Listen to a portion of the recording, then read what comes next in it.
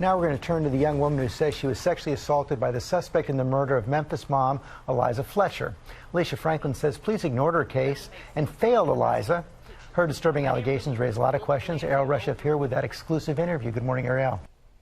Good morning to you, George. Alicia's story is chilling and frankly hard to fathom. Exactly 1 year ago today, she says she was sexually assaulted by Cleotha Henderson. She tells me something kept drawing her to Eliza Fletcher's case as she continued to press for answers in her own.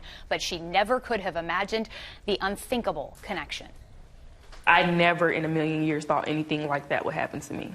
This morning, in her first TV interview, 22-year-old Alicia Franklin breaking her silence about the night she says she was raped by Cleotha Abston Henderson, the man now accused of kidnapping and killing Memphis jogger Eliza Fletcher. Not a day goes by that I didn't think about this. Alicia alleging Henderson attacked her almost a full year before Eliza went missing. But the DNA results from her sexual assault kit linking Henderson to her case were not reported until after Eliza disappeared, a delay she believes allowed Henderson to remain free. They had more than enough evidence that night when they interviewed me to get him off the streets, but they didn't. Henderson only now facing charges for attacking Alicia, pleading not guilty. In September 2021, Alicia says she met a man who went by Cleo on an online dating site, texting on the phone for weeks before finally meeting in person. She agreed to pick him up from what he claimed was his apartment, but once they got inside, she says it was abandoned. Walk us through what happened the night of September 21st, 2021. We walked in the house, he put a gun to my neck, and he was like, if you move, I'm going to kill you. I was so scared. So he ended up putting a shirt over my head. He didn't want me to see him. I was crying because I'm like, just please let me go. But he wasn't really trying to hear it, and every time I said something, he threatened to kill me. He forced me in the car, he raped me. Alicia, who was 4 months pregnant at the time, says she begged him to stop. I told him I was pregnant. He didn't care. She says he then took her back into the vacant apartment at gunpoint. It was like, when you hear me rev my engine, that's when you leave. But I thought he was going to shoot me in the back of my head because I just didn't see him letting me go. And once I heard the car drive off, I just ran. In the fog of trauma, Alicia drove herself to the hospital, then to a rape crisis center where they administered a sexual assault kit, and she was interviewed by a sex crimes detective.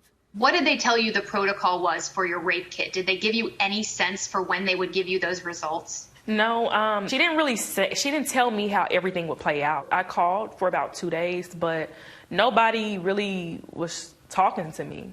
Alicia says that same night she gave authorities the man's phone number, walked them through the crime scene, described his car, and all the details of the assault. Did they give you any explanation about why you had all these details about him and still they didn't track him down? They said they didn't have enough evidence. They was like, this is not enough evidence to charge him for rape. Even though you had taken a rape test, they said they still didn't have enough evidence. Yeah. Alicia's lawyers alleging if authorities had run the sexual assault kit then, it would have matched Henderson's DNA, which was already in the system because of his extensive criminal past. But they didn't. And over the next year, Alicia says she kept pressing authorities for answers. I called. They just always gave me the runaround and sent me in circles. I have always been paranoid since then. I'm always on edge. I don't trust people. I'm always looking over my shoulder. On Friday, September 2nd, around 4:30 a.m., 34-year-old mom and kindergarten teacher Eliza Fletcher went for a run in Memphis, but never returned. Her body found days later. Henderson now charged with her murder after authorities say DNA at the scene was quickly tested, linking him to the crime. Do you believe that if your case had been processed sooner, that Eliza would be alive today? I definitely believe she would have still been alive today. Alicia's lawyers say she's now telling her story to prevent this from happening again. She wants to make sure that when a victim speaks out like she has spoken out, that we listen and we, expeditiously process rape kits and we expeditiously look for the person who needs to be off the street so that no one else is ever hurt. Cleotha Henderson has not entered a plea in Eliza's case. Alicia is now suing the city of Memphis and the apartment complex where she says the attack happened. The Tennessee Bureau of Investigation says they processed Alicia's rape kit when they were asked to and is working to hire more people to improve turnaround times here. The Memphis Police Department did not respond to our multiple requests for comment. Guys. Okay, Errol, thanks very much.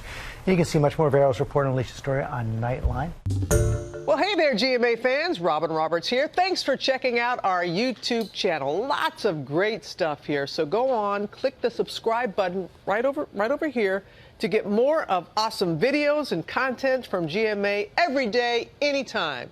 We thank you for watching, and we'll see you in the morning on GMA.